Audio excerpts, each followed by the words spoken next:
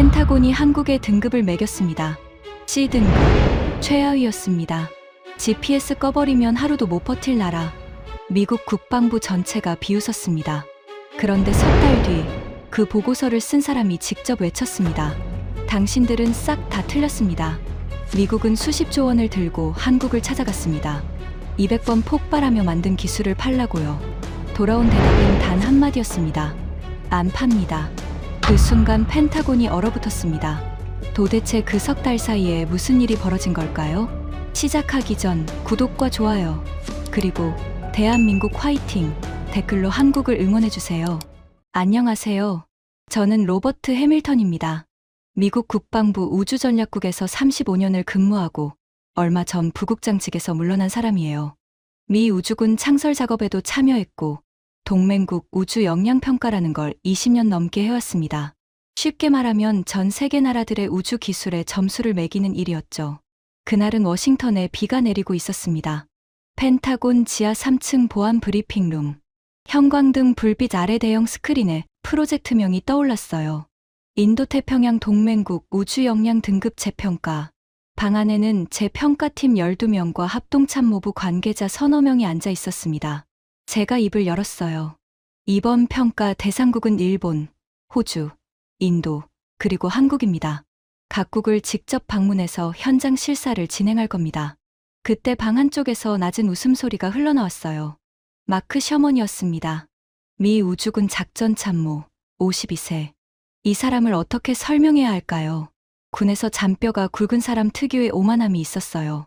자기가 미국 군인이라는 사실 자체를 무기처럼 쓰는 사람이었죠. 마크가 팔짱을 끼며 말했습니다.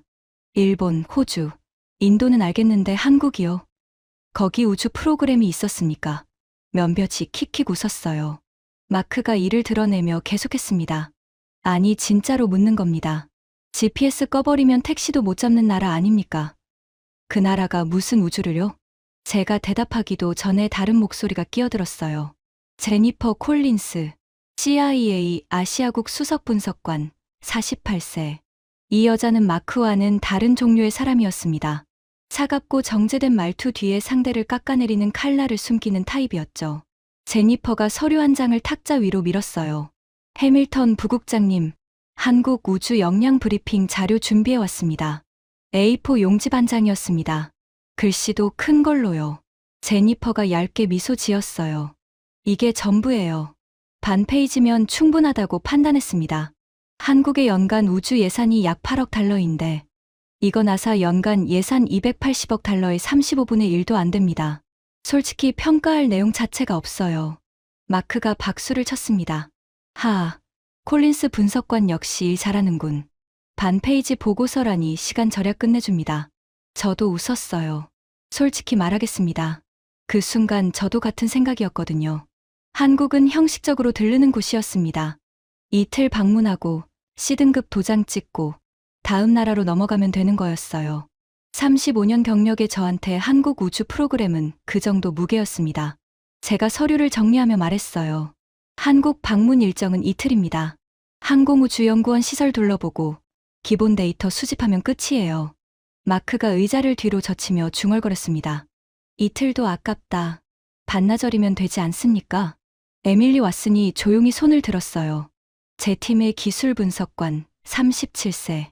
MIT에서 항공우주공학 박사를 받은 똑똑한 친구였습니다. 부국장님, 한국이 최근 자체 개발 발사체로 위성 궤도 투입에 성공한 것으로 알고 있는데요. 그 부분은 어떻게 평가하실 건가요? 마크가 에밀리를 쳐다보며 콧방귀를 뀌었어요. 한 번 쏘아 올린 것 같고 우주 강국이면 북한도 우주 강국이겠네. 방 안에 웃음이 퍼졌습니다. 에밀리가 입술을 꾹 다물었어요. 반박하고 싶었지만 마크의 기세에 눌린 거였죠. 제니퍼가 태블릿을 두드리며 덧붙였습니다. 한국 발사체 프로그램에 대해 저희 쪽에서 파악한 바로는 러시아 기술에 상당 부분 의존해 왔습니다. 독자 기술이라고 보기 어려운 부분이 있어요. 나로우 때 1단 엔진을 통째로 러시아에서 가져왔거든요. 저는 고개를 끄덕였습니다. 맞아요. 그래서 C등급이 합리적 예상이라는 거죠. 자, 내일 모레 한국행 비행기입니다. 빨리 끝내고 일본으로 넘어갑시다. 회의가 끝나고 나오는 복도에서 마크가 제 어깨를 툭 쳤어요. 해밀턴, 한국에서 시간 낭비하지 맙시다. 거기 갈 시간에 일본 JAXA를 하루 더 보는 게 훨씬 생산적입니다. 저는 웃으며 답했습니다. 동의해. 한국은 빠르게 치우자. 그날 밤, 집에서 여행 가방을 쌌어요. 한국 관련 서류는 제니퍼가 준 반 페이지짜리 하나뿐이었습니다. 일본 서류는 두꺼운 바인더 2권이었는데 말이죠. 그 차이가 제가 한국을 어떻게 보고 있었는지를 그대로 보여주는 거였어요. 창밖으로 워싱턴의 야경이 보였습니다. 이 도시에서 35년을 보내면서 전 세계 40개국 넘는 나라의 우주 프로그램을 평가해 왔어요.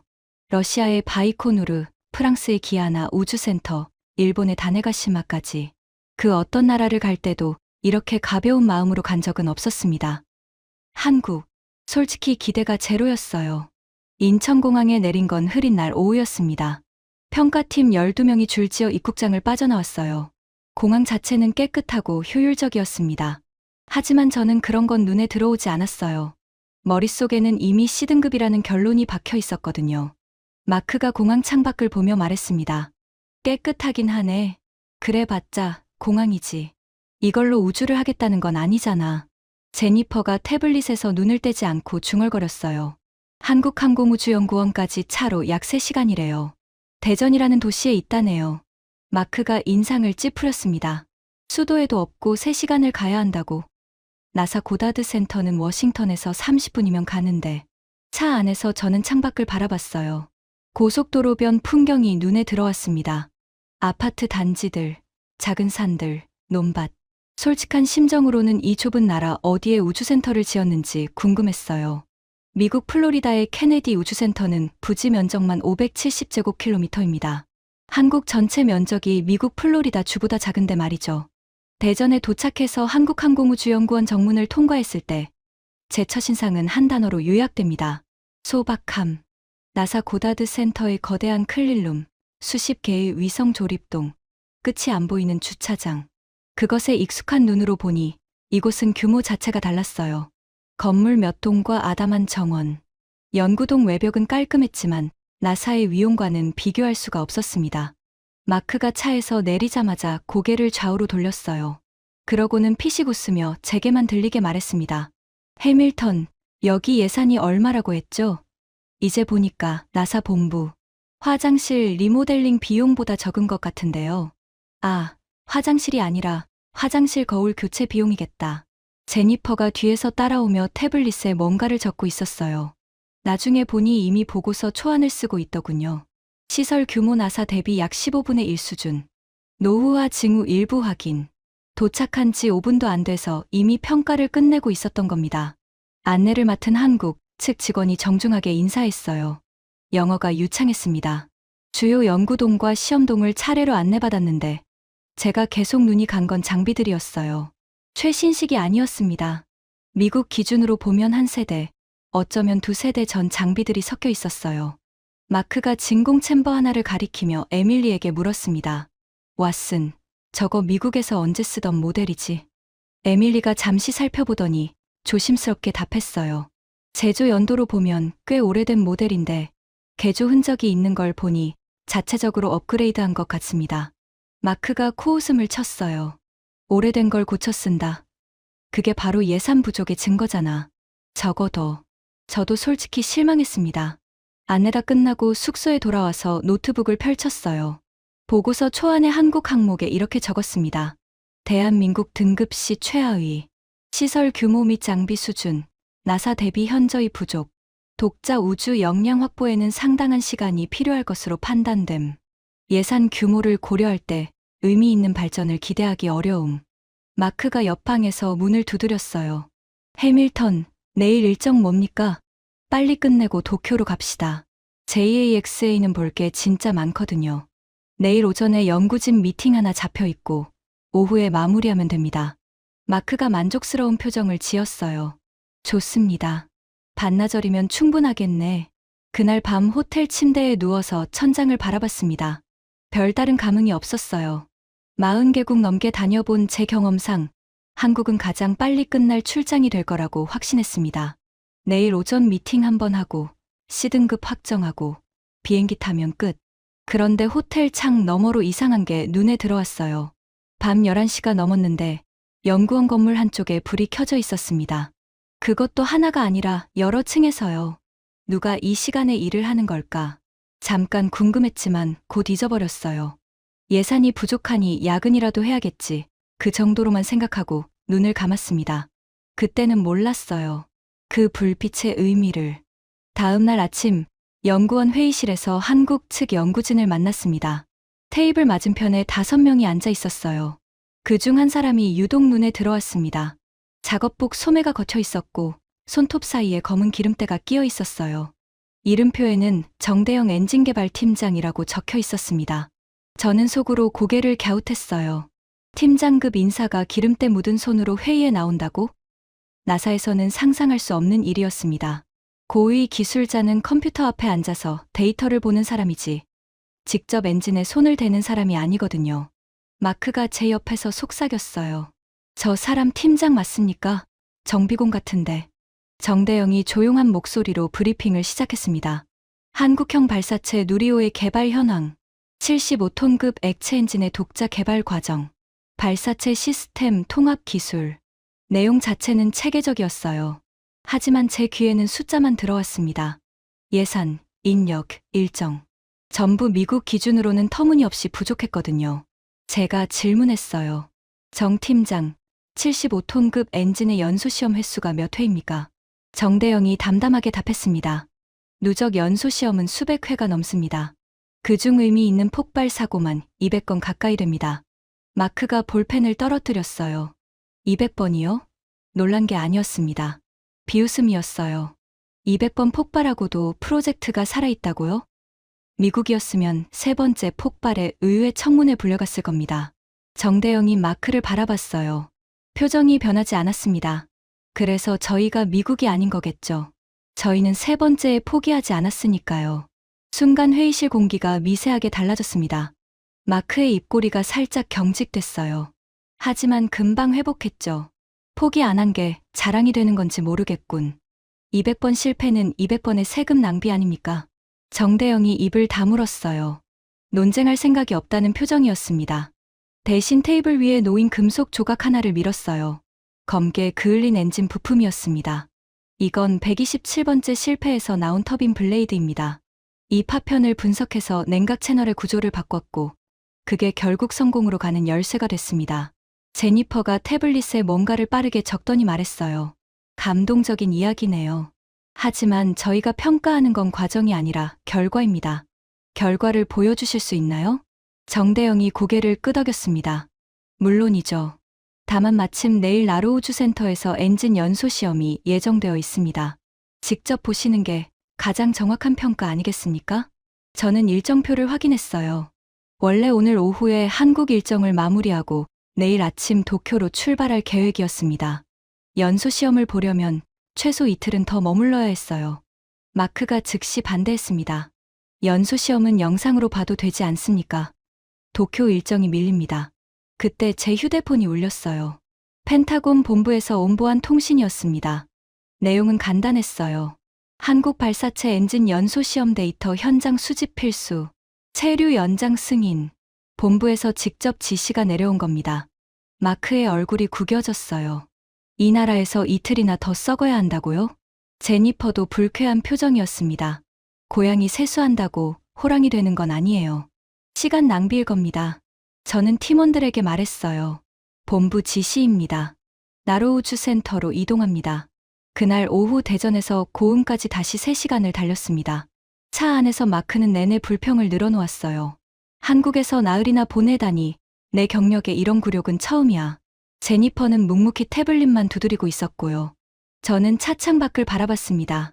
남쪽으로 내려갈수록 풍경이 바뀌었어요. 도시가 사라지고 산과 바다가 번갈아 나타났습니다. 좁은 해안도로를 따라가다 보니 갑자기 철조망이 나타났어요. 보안 검문소를 통과하자 나로우주센터가 눈앞에 펼쳐졌습니다. 첫인상은 또 한 번 소박함이었어요. 케네디 우주센터의 광활한 발사 단지에 비하면 아담했습니다. 하지만 뭔가 달랐어요. 건물들이 깔끔하게 정돈되어 있었고 사람들의 움직임에 긴장감이 흘렀습니다. 내일 연소 시험을 앞두고 있으니 당연한 거겠지만 그 분위기 자체가 미국의 대형 센터와는 다른 종류의 에너지였어요. 숙소에 짐을 풀고 저녁을 먹었습니다. 식당에서 한국 연구원 몇 명과 마주쳤어요. 그들은 식사를 후다닥 끝내고 다시 실험동으로 돌아갔습니다. 시계를 봤더니 밤 9시가 넘어 있었어요. 호텔로 돌아오는 길에 실험동 쪽을 바라봤습니다. 대전에서 봤던 것과 똑같았어요. 밤 10시, 11시가 넘어도 불이 꺼지지 않았습니다.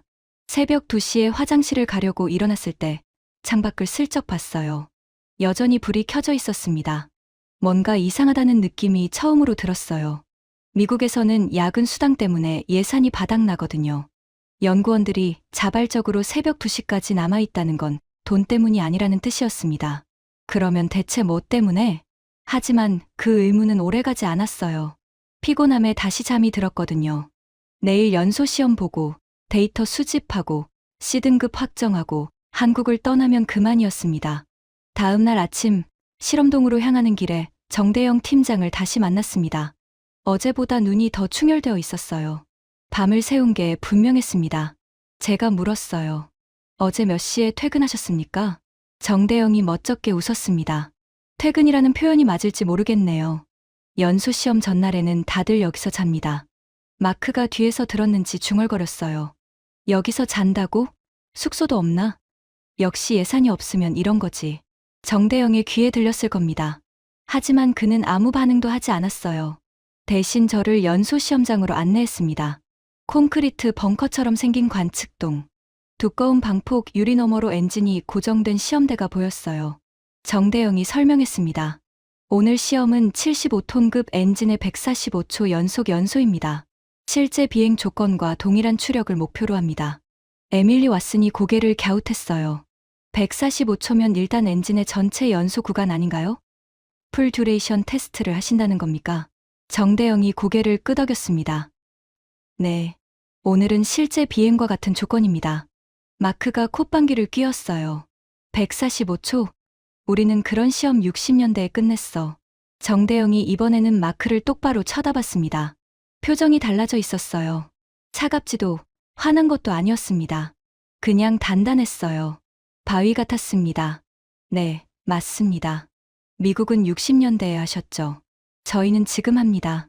하지만 해낸다는 건 같습니다. 마크가 뭐라고 하려다가 입을 다물었어요. 정대영의 눈빛에 뭔가가 있었거든요. 아까 회의실에서와는 다른 자기 영역에 선 사람만이 가질 수 있는 확신. 저는 그걸 봤습니다. 35년간 전 세계 기술자들을 만나면서 몇 번 본 적 있는 눈빛이었어요. 하지만 그때는 인정하고 싶지 않았습니다. 고개를 돌리고 시험대를 바라봤어요. 곧 시작될 연소 시험.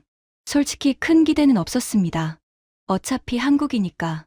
그런데 이상한 건 제 심장이 약간 빨라지고 있었다는 거예요. 왜 그런지는 모르겠었습니다. 아마도 폭발 가능성 때문이겠지, 라고 스스로를 설득했어요. 카운트다운이 시작되고 있었습니다. 카운트다운이 시작되고 있었습니다. 관측동 안은 긴장감으로 가득 차 있었어요. 두꺼운 방폭 유리 너머로 시험대 위에 고정된 엔진이 보였습니다. 75톤급 액체 로켓 엔진. 크기로만 보면 미국의 머린 엔진보다 작았어요. 하지만 그건 나중에 안 사실인데 크기와 성능은 별개의 문제였습니다. 한국 연구원들이 각자 모니터 앞에 앉아서 데이터를 확인하고 있었어요. 조용했습니다. 미국의 연소 시험장에서는 보통 음악을 틀어놓거나 농담을 주고받으며 긴장을 풀곤 하거든요. 하지만 이곳은 달랐어요. 숨소리까지 들릴 정도의 정적이었습니다. 정대영 팀장이 마이크를 들었어요. 연소 시험 최종 점검 완료. 카운트다운 들어갑니다. 마크가 제 옆에서 팔짱을 끼고 서 있었습니다. 다리를 꼬고 지루하다는 표정을 대놓고 하고 있었어요. 제니퍼는 한쪽 구석에서 태블릿에 뭔가를 적고 있었고요. 1987점. 카운트다운 소리가 관측동에 울려 퍼졌습니다. 321점 점화. 순간 방폭 유리 너머가 하얗게 변했어요. 굉음이 콘크리트 벽을 뚫고 들어왔습니다. 발밑이 진동했어요. 엔진에서 분출되는 화염의 색깔이 처음엔 주황색이었다가 점차 푸른빛으로 바뀌었습니다. 연소가 안정되고 있다는 뜻이에요. 이건 제가 35년간 봐온 것과 같은 물리 법칙이었습니다. 하지만 뭔가 달랐어요. 깨끗했습니다. 화염의 패턴이 정돈되어 있었어요. 불안정 연소 특유의 맥동이 없었습니다. 저도 모르게 모니터 쪽으로 걸음을 옮겼어요. 추력 곡선 그래프가 실시간으로 올라가고 있었습니다. 75톤. 정확히 목표치에 도달했어요. 그리고 흔들림 없이 직선을 그렸습니다. 30초, 60초, 90초. 시간이 흐를수록 제 이마에 주름이 깊어졌어요. 이건 안정적인 정도가 아니었습니다. 완벽에 가까웠어요. 120초, 130초, 140초, 145초. 연소 정상 종료. 엔진이 멈추자 관측동이 환호로 가득 찼습니다. 한국 연구원들이 서로 악수하고 등을 두드리고 누군가는 주먹을 불끈 쥐고 있었어요. 하지만 난리법석은 아니었습니다. 절제된 기쁨이었어요. 마치 이게 당연한 것처럼 다음 단계를 위한 통과 의뢰인 것처럼 행동하고 있었습니다. 제 평가팀은 조용했어요. 마크만 빼고요. 에밀리 왓슨이 모니터에 코를 박다시피 하며 데이터를 분석하고 있었습니다. 그러더니 제게 다가왔어요. 목소리가 작았지만 떨리고 있었습니다. 부국장님, 이 추력 곡선 좀 보세요. 에밀리가 태블릿 화면을 보여줬어요. 145초 동안의 추력 변화 그래프였습니다. 거의 완벽한 직선이었어요. 추력 편차가 0.3% 이내입니다. 이건 좀 다른데요. 나사의 RS-25 엔진도 초기 연소 구간에서 1% 이상 흔들렸거든요. 제 눈이 커졌습니다. 0.3%. 그 숫자가 무엇을 의미하는지 이 분야 사람이라면 누구나 알아요. 엔진의 제어 기술이 극도로 정밀하다는 뜻이었습니다. 마크가 다가왔어요. 뭐가 그렇게 대단합니까? 145초 연소. 우리는 그거 60년대에 했다니까. 하지만 목소리에 아까 같은 여유가 없었습니다. 에밀리가 마크를 쳐다봤어요. 이번엔 물러서지 않았습니다. 셔먼 참모님, 미국이 60년대에 한 건 맞습니다. 하지만 그때 미국의 우주 예산은 GDP의 4.4%였어요. 한국은 GDP의 0.04%로 이걸 해낸 겁니다. 110배 차이입니다. 마크가 입을 열었다가 다물었어요.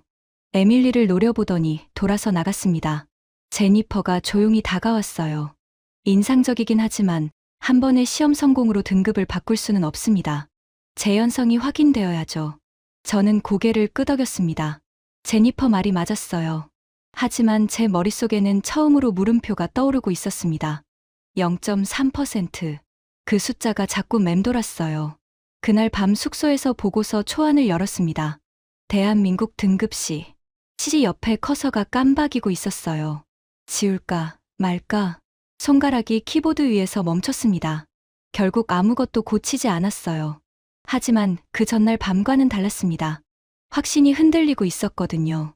다음날 아침 정대영 팀장이 저를 의외의 장소로 안내했습니다. 실패 기록 보관실이라고 불리는 방이었어요. 문을 열자 차가운 금속 냄새가 코를 찔렀습니다. 양쪽 벽면 전체가 선반으로 채워져 있었어요. 선반 위에는 검게 그을리고 뒤틀리고 녹아내린 금속 파편들이 번호표와 함께 진열되어 있었습니다. 001번부터 시작해서 끝이 보이지 않았어요. 정대영이 말했습니다. 이게 저희의 자산입니다. 200번 가까운 실패의 기록이에요. 저는 천천히 선반을 따라 걸었어요. 001번. 최초의 연소시험에서 나온 터빈 조각이었습니다. 점화 후 0.7초 만에 폭발했다는 설명이 붙어 있었어요. 023번. 냉각 채널이 막혀서 연소실이 녹아내린 잔해. 078번. 추진제 펌프가 과열되면서 시험대 전체를 날린 사고. 사진이 함께 붙어 있었는데 시험대가 원형을 알아볼 수 없을 정도로 파괴되어 있었어요. 127번 앞에서 정대영이 멈췄습니다. 이게 전환점이었습니다. 검게 그을린 터빈 블레이드 파편을 집어들었어요. 127번째 폭발에서 나온 파편입니다. 이걸 전자현미경으로 분석했더니 냉각 채널의 열 전달 패턴에서 이상한 점을 발견했어요. 그걸 기반으로 냉각 구조를 완전히 재설계했고 그게 결국 성공의 열쇠가 됐습니다. 마크가 선반을 흘끗 보며 말했어요. 200번 실패 자랑입니까?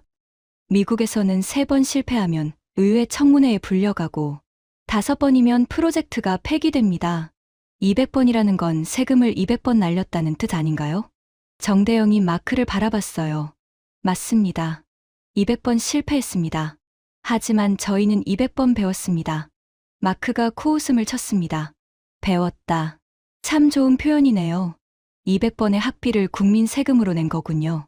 제니퍼가 끼어들었어요. 솔직히 효율성 문제가 있는 건 사실이지 않나요? 미국이나 유럽이었으면 시뮬레이션으로 상당 부분 대체했을 텐데 실물 시험을 200번이나 한 건 기술력 부족의 증거로도 볼 수 있습니다. 순간 정대영의 표정이 변했어요. 화가 난 건 아니었습니다. 오히려 슬픈 것 같았어요. 잠시 침묵하더니 입을 열었습니다. 시뮬레이션을 안 한 게 아닙니다. 수천 번 했어요. 하지만 시뮬레이션에는 한계가 있습니다. 3000도가 넘는 연소실 안에서 금속이 어떻게 변하는지, 극저온 액체 산소가 배관을 통과할 때 실제로 어떤 진동이 생기는지, 이건 컴퓨터가 완벽하게 예측할 수 없어요. 미국은 60년간 축적된 데이터가 있으니까 시뮬레이션만으로도 가능한 겁니다. 저희한테는 그 데이터가 없었어요. 그래서 직접 터뜨려가며 데이터를 만든 겁니다. 방 안이 조용해졌습니다. 에밀리가 선반 사이를 걸으며 파편들을 하나하나 살펴보고 있었어요. 그녀의 눈이 반짝이고 있었습니다. 부국장님. 에밀리가 저를 불렀어요. 이 데이터베이스 구축 수준 보세요. 각 실패마다 원인 분석, 대응 조치, 다음 시험 반영 사항까지 전부 정리되어 있습니다. 이건 나사의 Lessons Learned 시스템과 동일한 체계예요. 마크가 뒤에서 중얼거렸어요. 나사 따라한 거겠지. 에밀리가 이번에도 물러서지 않았습니다. 따라한 게 아니라 독자적으로 구축한 겁니다. 나사 시스템은 기밀이에요. 공개된 적 없습니다. 정대영이 조용히 덧붙였어요. 저희가 참고할 수 있는 건 아무것도 없었습니다. 러시아가 기술 협력을 중단한 뒤에는요. 그래서 200번 터뜨리며 직접 만든 겁니다. 이 방에 있는 파편 하나하나가 선생님이었어요. 저는 127번 파편을 한참 들여다봤습니다. 검게 그을린 금속 조각. 이것 때문에 냉각 구조를 재설계했고, 그게 어제 본 0.3% 편차의 완벽한 연소로 이어진 거였어요. 200번의 실패가 한 번의 성공으로 수렴한 순간을 제 눈으로 본 거였습니다. 가슴 한쪽이 묘하게 무거워졌어요. 하지만 인정하기는 싫었습니다. 아직은요. 실패 기록 보관실에서 나온 뒤 우리는 회의실로 이동했습니다. 거기서 새로운 사람을 만났어요. 윤서진. 한화 에어로스페이스 발사체 사업부 부장, 44세. 검은 정장에 단정한 단발머리. 회의실에 들어서는 순간 공기가 달라졌어요. 이 사람한테는 뭔가가 있었습니다. 나사에서 만난 여성 엔지니어들과도 다르고 펜타곤의 여성 장교들과도 달랐어요. 차갑지도 따뜻하지도 않았습니다. 정확했어요. 윤서진이 스크린 앞에 서서 브리핑을 시작했습니다. 한화 에어로스페이스가 누리호 발사 운용을 민간 최초로 전담하게 된 배경을 설명드리겠습니다. 프레젠테이션 첫 슬라이드에 숫자 2개가 떴어요. 나사 연간 예산 280억 달러. 한국 우주 개발 예산 8억 달러. 마크가 피식 웃었어요. 아, 또 예산 이야기. 적은 예산으로도 이렇게 잘했다. 그 이야기 아닙니까? 윤서진이 마크를 똑바로 쳐다봤습니다. 표정이 변하지 않았어요. 아닙니다. 반대 이야기를 하려는 겁니다. 다음 슬라이드. 비용 효율 비교표가 나타났어요. 누리호 1기 발사 비용이 약 2천억 원입니다. 미국 SLS 1회 발사 비용이 약 40억 달러, 원화로 5조 원이 넘습니다. 저희가 25분의 1 비용으로 동급 페이로드를 궤도에 올리고 있습니다. 마크의 웃음이 멈췄어요. 윤서진이 계속했습니다. 예산이 적으니까 더 창의적이 될 수밖에 없었습니다. 미국처럼 돈으로 해결하는 건 저희 옵션에 없었어요. 그래서 발상을 바꿨습니다. 하나의 엔진을 클러스터링해서 다양한 추력을 구현하는 방식으로요. 75톤 엔진 4개를 묶어서 300톤 추력을 만들었습니다. 새 엔진을 개발하는 대신 있는 걸 조합한 거예요. 에밀리가 손을 들었어요. 그 클러스터링 기술은 상당히 난도가 높은 걸로 알고 있는데요. 사기 동시 제어에서 동기화 문제가 발생하지 않았습니까? 윤서진이 고개를 끄덕였어요. 당연히 발생했습니다. 그래서 200번 가까이 터진 거예요. 가볍게 웃었습니다. 하지만 해결했습니다. 사기 엔진의 추력 편차를 0.5% 이내로 맞추는 제어 알고리즘을 자체 개발했어요. 제 등에 식은땀이 흘렀습니다. 0.5% 이내 동기화. 스페이스X 팔컨 929기 엔진을 클러스터링할 때도 초기에는 이보다 큰 편차에 시달렸거든요. 마크가 목소리를 높였어요. 잠깐. 클러스터링이야 스페이스X도 하고 있고 러시아도 했었잖아. 뭐가 그렇게 대단하다는 거야? 윤서진이 마크를 바라봤습니다. 스페이스X는 팔컨 9개발에 약 4억 달러를 쓰셨죠. 저희는 누리호 전체 개발에 약 2조 원, 달러로 하면 15억 달러 정도를 썼습니다. 발사체 전체 개발비가 스페이스X 한 기종 개발비의 4배도 안 됩니다. 이 예산으로 엔진부터 제어 시스템, 발사대까지 전부 만들었어요. 대단하다는 게 아니라 필사적이었다는 겁니다. 제니퍼가 끼어들었어요. 목소리가 평소보다 날카로웠습니다. 필사적이라는 표현은 좋지만 솔직히 말씀드릴게요. 돈이 없어서 창의적이라는 건 좋게 포장한 거지. 실질적으로는 기반 기술이 부족하다는 의미 아닌가요? 회의실 공기가 차가워졌어요. 한국 측 직원 몇 명의 표정이 굳어졌습니다. 하지만 윤서진은 미동도 하지 않았어요. 콜린스 분석관님, 질문 하나 드려도 될까요? 제니퍼가 고개를 끄덕였어요. 미국이 우주왕복선 프로그램에 총 얼마를 쓰셨는지 아시나요? 약 2천억 달러로 알고 있습니다. 맞습니다. 30년간 2천억 달러를 쏟아붓고 결국 2번의 폭발 사고로 14명이 목숨을 잃었고 프로그램은 폐기됐습니다. 저희는 15억 달러로 독자 발사체를 만들었고 인명사고는 단 한 건도 없었습니다. 기반 기술이 부족한 쪽이 어디인지는 숫자가 말해주는 것 같은데요. 방 안이 얼어붙었어요. 제니퍼의 얼굴이 붉어졌습니다. 입을 열었다가 다물었어요. 반박할 말을 찾지 못한 겁니다. 마크가 자리에서 벌떡 일어났어요. 우주 왕복선과 비교하는 건 공정하지 않습니다. 규모 자체가 다르잖아. 윤서진이 담담하게 답했습니다. 규모가 다르다는 건 인정합니다. 하지만 효율의 문제를 이야기하고 있는 거예요. 변명이 아니라 결과로 증명하겠습니다. 보시면 아실 겁니다. 마크가 뭔가 더 말하려다가 제 시선과 마주쳤어요. 제가 고개를 미세하게 저었습니다. 더 이상 논쟁하지 말라는 뜻이었어요. 마크가 이를 악물고 앉았습니다. 회의가 끝나고 복도로 나왔을 때 제니퍼가 제게 다가왔어요. 해밀턴 부국장님, 저 여자 말에 속으시면 안 됩니다. 숫자를 교묘하게 비교하는 건 한국 사람들 특기예요. 전체 맥락을 봐야 합니다. 저는 대답하지 않았어요. 제니퍼의 말이 맞는 건지, 윤서진의 말이 맞는 건지, 그 순간에는 판단이 서지 않았거든요. 하지만 한 가지는 확실했습니다. C등급 보고서에 자신 있게 서명할 수 있는 상태가 아니었어요. 체류가 또 연장됐습니다. 본부에서 추가 지시가 내려왔거든요. 한국 발사체 발사 일정 확인, 가능하면 현장 참관. 마침 누리호 발사가 며칠 뒤로 예정되어 있었어요. 원래는 이 일정과 겹칠 줄 몰랐는데 우연이었습니다. 아니, 지금 생각하면 운명이었는지도 모르겠어요. 마크가 폭발했습니다. 또 연장이요? 도쿄 일정은 어떻게 합니까? JAXA가 기다리고 있다고요. 제니퍼도 불쾌한 표정이었어요. 발사라고 해봤자 소형 발사체 하나 올리는 겁니다. 미국에서는 스페이스X가 한 달에 4번 쏘는 수준인데 이걸 보겠다고 여기서 며칠을 더 쓰라는 건가요? 하지만 펜타곤 지시였습니다. 선택의 여지가 없었어요. 발사 전날 밤, 숙소 앞에서 하늘을 올려다봤습니다. 별이 많이 보였어요. 미국 도심에서는 볼 수 없는 밤하늘이었습니다.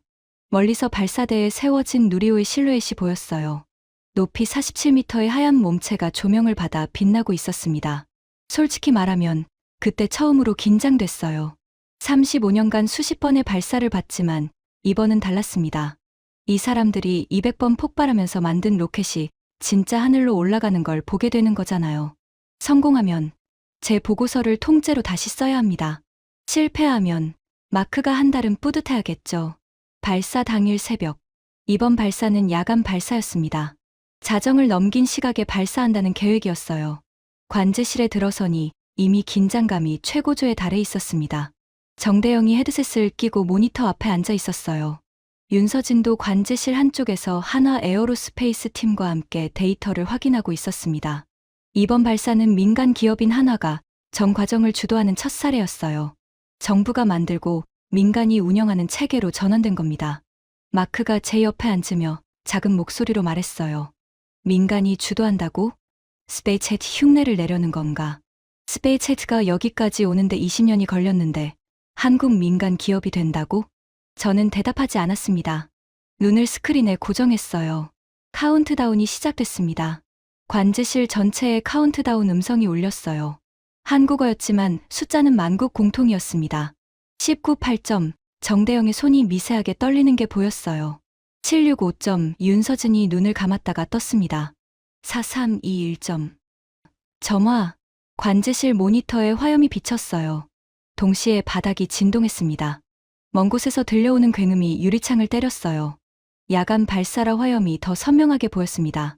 주위 어둠을 산산조각 내는 주황빛 불기둥이 하늘로 치솟았어요. 누리호가 발사대를 떠났습니다. 처음에는 느리게, 그 다음에는 점점 빠르게 상승했어요. 일단 비행 정상. 관제실에서 보고가 시작됐습니다. 추력 정상. 비행 궤도 정상. 30초. 1분. 1분 30초. 모든 수치가 정상 범위 안에 있었어요. 맥스 Q 통과. 최대 동압 구간을 무사히 넘긴 겁니다. 이 구간에서 많은 로켓이 실패하거든요. 저도 모르게 주먹을 쥐고 있었어요. 1단 연소 종료. 1단 분리. 모니터에 1단이 떨어져 나가는 영상이 떠올랐어요.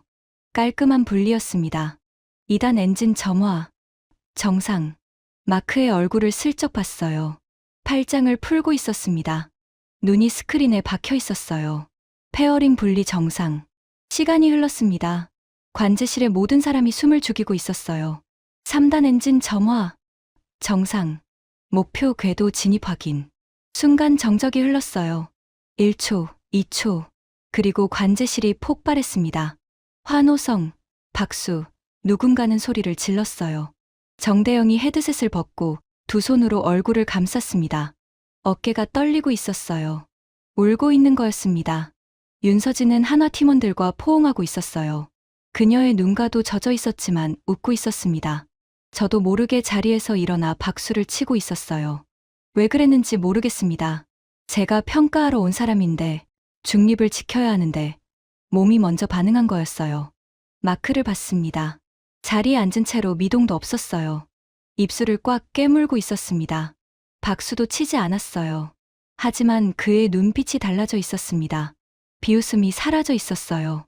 그 자리를 뭔가 다른 감정이 채우고 있었습니다. 제니퍼가 태블릿을 내려놓고 멍하니 스크린을 바라보고 있었어요.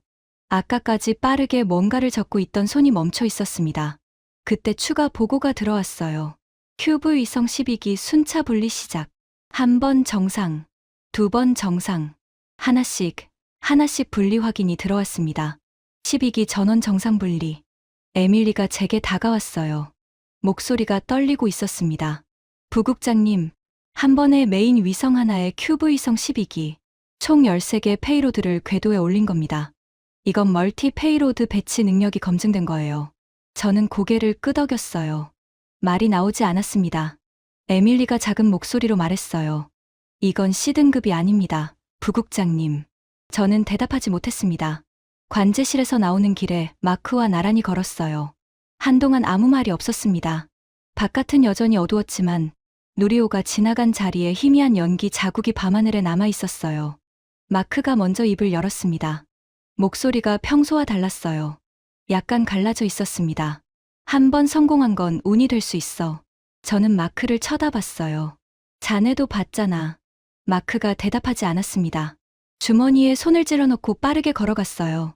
그날 밤, 아니 그날 새벽, 숙소 침대에 누워서 천장을 바라봤습니다. 심장이 아직도 빠르게 뛰고 있었어요. 눈을 감으면 주황빛 불기둥이 어둠을 가르며 올라가는 장면이 반복 재생됐습니다. C등급. 그 글자가 이제는 무겁게 느껴졌어요. 발사 성공 이후 며칠간 국제 반응이 쏟아졌습니다. 저는 미국으로 돌아가기 전에 최대한 많은 정보를 수집하고 있었어요. 가장 먼저 주목한 건 유럽의 반응이었습니다. ESA, 유럽 우주국의 기술이사 피에르 르클레르가 공식 성명을 냈어요.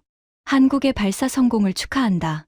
특히 예산 효율 측면에서 유럽이 참고할 만한 모델이다. 이게 무슨 뜻인지 아시나요? 유럽이 한국한테 배울 게 있다고 공개적으로 인정한 겁니다. ESA 연간 예산이 약 75억 유로, 한국의 10배가 넘어요. 그런 기관이 한국의 효율성을 벤치마킹하겠다고 한 거예요. 하지만 진짜 충격은 일본에서 왔습니다. JAXA의 사토 켄지라는 사람이 비공식 채널로 한국우주청에 접촉해 왔다는 정보가 들어왔어요. 내용은 간단했습니다. 한국의 75톤급 엔진 기술 데이터를 공유할 수 있는지 문의한다. 저는 이 정보를 보고 2번 읽었습니다. 일본이요? JAXA가요? 한국한테 기술을 배우겠다고요? 일본은 H-2 로켓을 한국보다 수십 년 앞서 개발한 나라입니다. 아시아 최초의 우주 강국이었어요. 그런 일본이 한국 엔진 데이터를 요청하다니.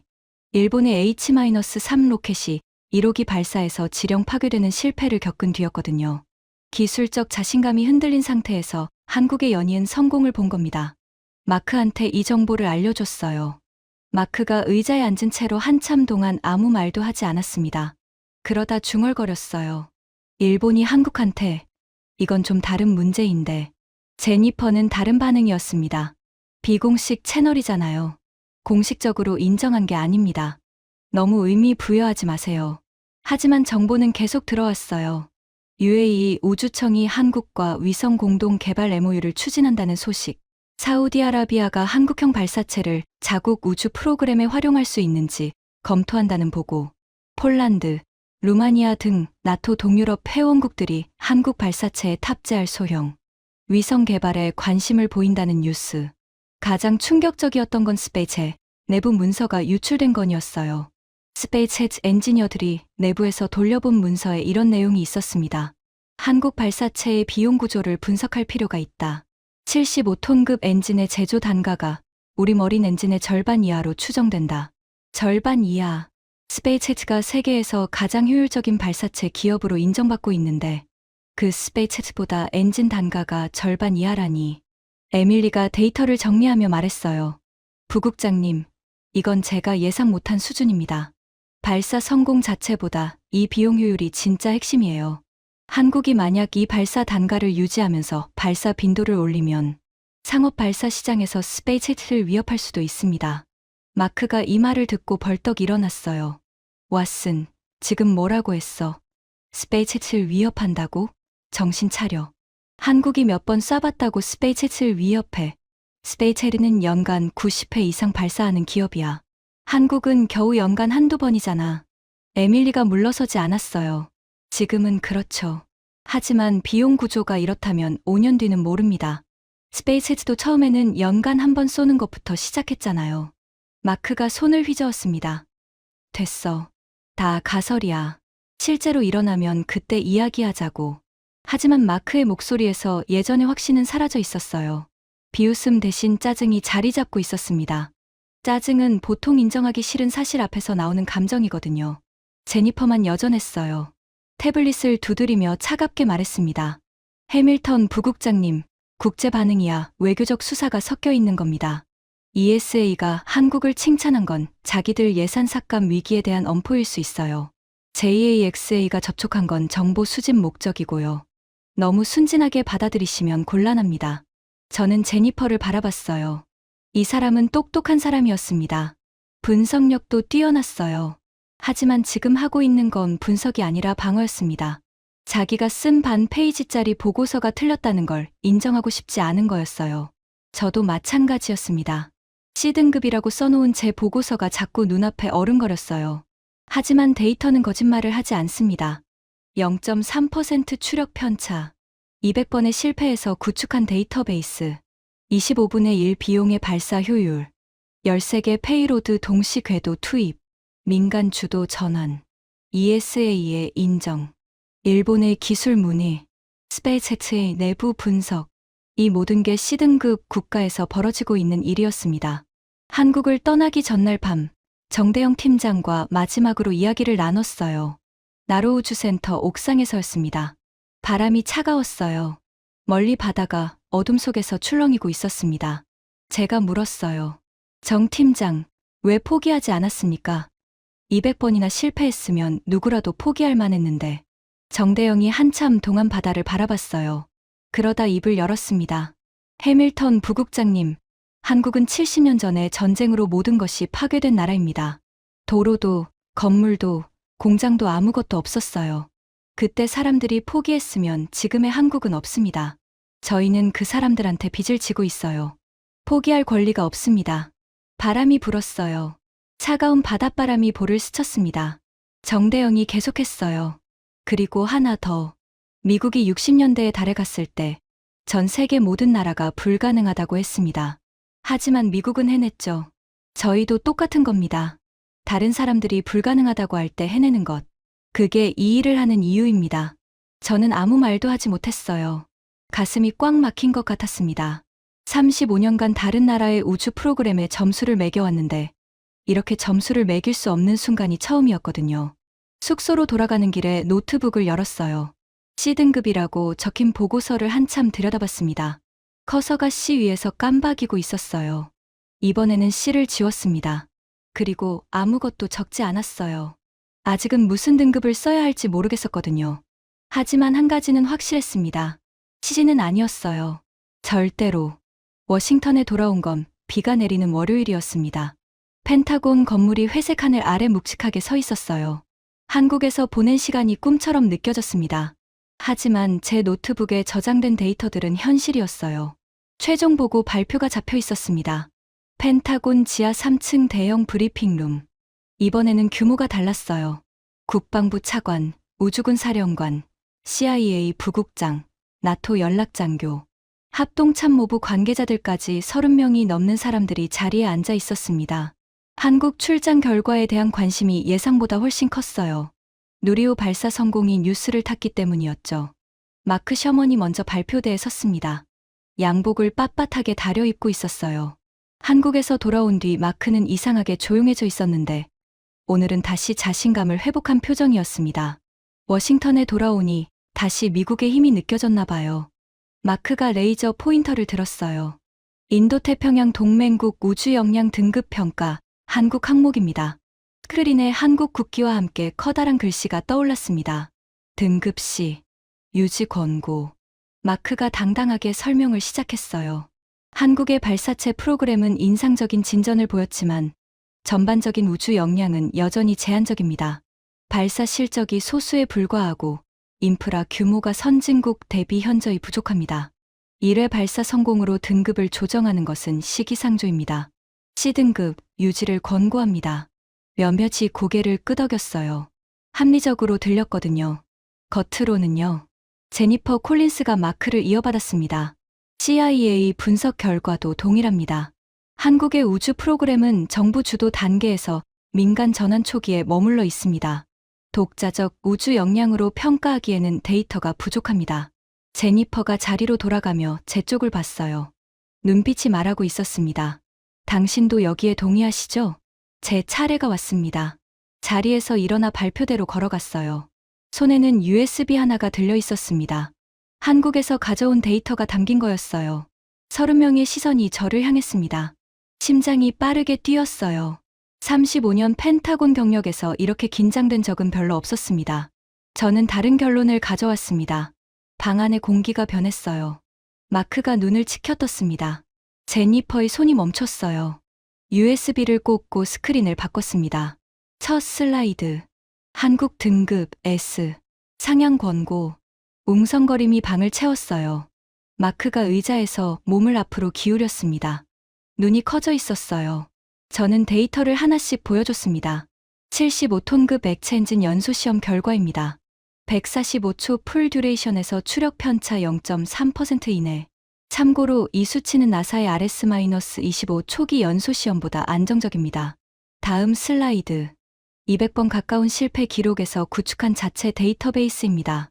나사의 레슨스 learn 시스템에 필적하는 수준이며 이것은 독자적으로 구축된 것입니다. 다음. 비용 효율 비교. 누리호 1회 발사 비용 약 2천억 원.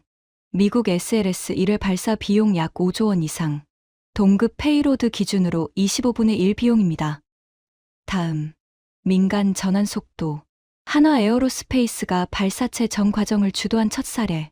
미국의 스페이스제트 모델을 아시아에서 가장 빠르게 구현한 케이스입니다. 다음.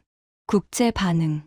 ESA가 한국의 비용 효율을 벤치마킹 대상으로 공식 언급. JAXA가 비공식적으로 기술 데이터 공유를 요청. UAE, 사우디 등 중동 우주 신흥국들이 한국과 협력을 추진 중. 다음.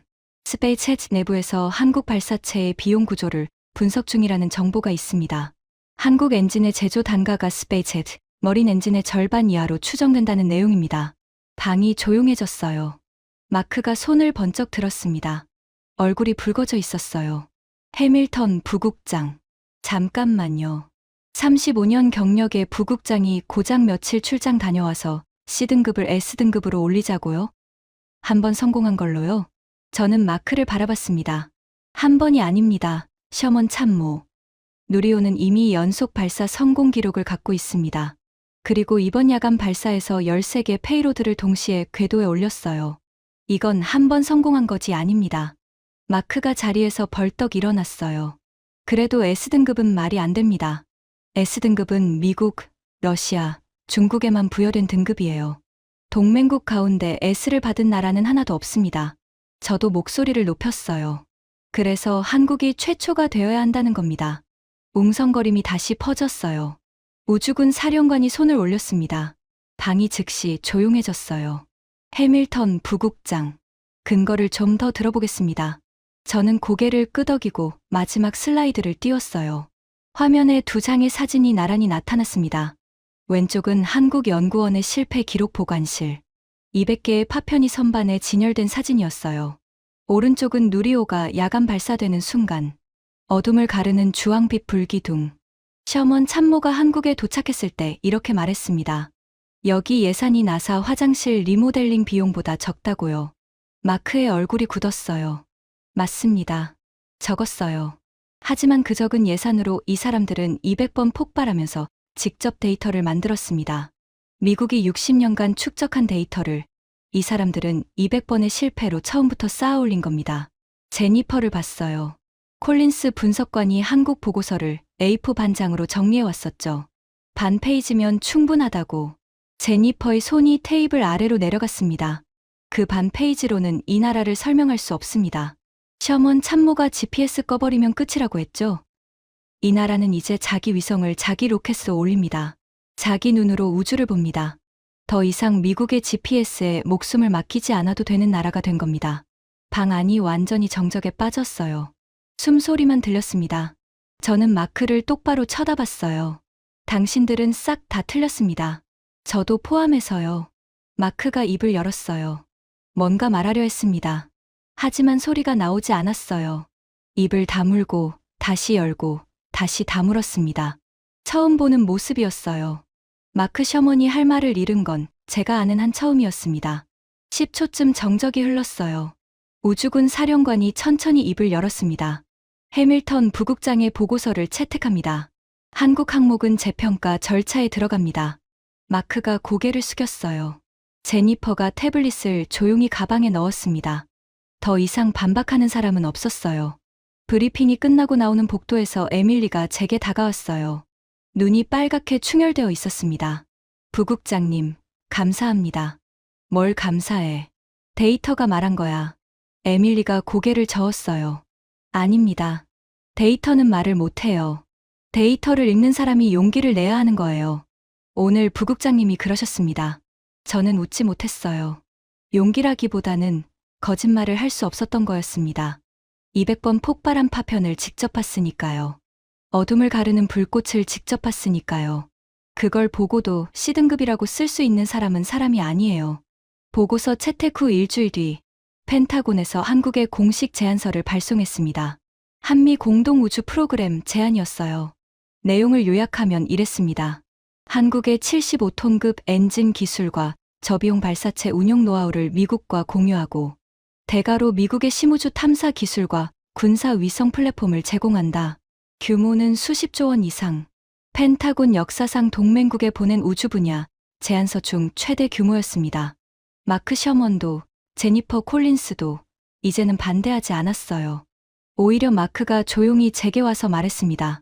해밀턴, 이 딜이 성사되면 미국한테도 좋은 겁니다. 한국 엔진 단가가 진짜 절반이면 우리 군사 위성 발사 비용이 확 줄어요. 저는 고개를 끄덕였어요. 마크가 한국을 인정한 건 아니었습니다. 실리를 계산한 거였어요. 하지만 그것만으로도 충분했습니다. 3개월 전에 GPS 꺼버리면 끝이라고 비웃던 사람이 이제 한국 기술이 미국한테 이익이 된다고 말하고 있으니까요. 일주일 뒤 화상회의가 잡혔습니다. 한국 측 대표가 펜타곤의 제안에 대해 공식 답변하는 자리였어요. 펜타곤 브리핑룸에 다시 30명이 모였습니다. 스크린에 한국 측 회의실이 떠올랐어요. 가운데 윤서진이 앉아 있었습니다. 검은 정장, 단정한 단발머리. 처음 만났을 때와 같은 모습이었어요. 국방부 차관이 먼저 말했습니다. 한국 측의 답변을 기대하고 있습니다. 양국에 모두 이익이 되는 제안이라고 확신합니다. 윤서진이 미소를 지었어요. 하지만 차가운 미소는 아니었습니다. 단단한 미소였어요. 제안에 깊이 감사드립니다. 미국과의 우주협력은 한국에도 큰 의미가 있습니다. 방 안에 안도의 기운이 감돌았어요. 다들 수락할 거라고 생각한 거였죠. 하지만 그 한 단어에 방안이 얼었습니다. 저희 기술은 저희가 직접 발전시키겠습니다. 정적이 내려앉았어요. 윤서진이 계속했습니다. 이 기술은 200번 폭발해서 만든 기술입니다. 수백 명의 연구원이 밤을 새워가며 파편을 줍고 분석하고 다시 조립해서 만든 기술이에요. 이건 도면이나 데이터로 전달할 수 있는 게 아닙니다. 팔 수 있는 것이 아닙니다. 마크가 옆에서 숨을 들이켰어요. 윤서진의 눈이 카메라를 똑바로 응시했습니다. 안 팝니다. 3초간 완벽한 침묵이 흘렀어요. 펜타곤 브리핑룸에서 30명이 넘는 사람이 동시에 할 말을 잃는 광경은 처음 봤습니다. 국방부 차관이 마른 침을 삼켰어요. 윤 부장, 조건을 조정할 수 있습니다. 규모를 더 키울 수도 있고. 윤서진이 고개를 저었어요. 금액의 문제가 아닙니다. 이건 자존심의 문제입니다.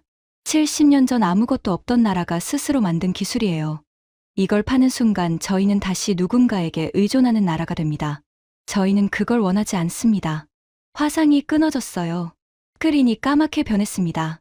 브리핑룸이 웅성거리기 시작했어요. 당혹감, 분노, 그리고 뭔가 다른 감정이 뒤섞여 있었습니다. 마크 셔먼이 한참 동안 꺼진 스크린을 바라보고 있었어요. 그러더니 조용히 중얼거렸습니다. 저 나라, 보통이 아닙니다. 제가 마크를 봤어요.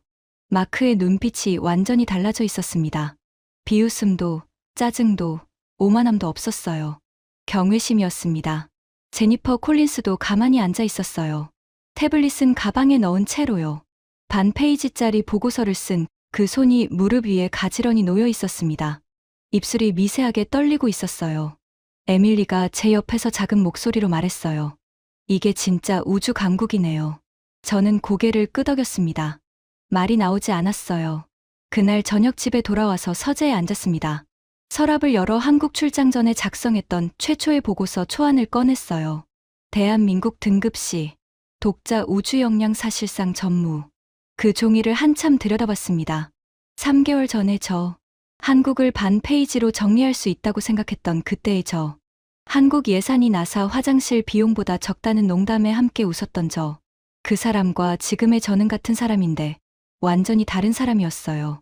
창밖으로 워싱턴의 밤하늘이 보였습니다. 도심의 불빛 때문에 별은 거의 보이지 않았어요. 하지만 그 하늘 어딘가에 한국이 쏘아 올린 위성들이 돌고 있다는 걸 알고 있었습니다. 200번 폭발한 파편 위에 세운 기적이요. 그 C등급 보고서를 지금도 서랍에 갖고 있습니다. 버리지 않았어요. 가끔 꺼내서 봅니다. 볼 때마다 생각해요. 불가능을 가능으로 만드는 건 예산이 아닙니다. 포기하지 않는 사람들입니다.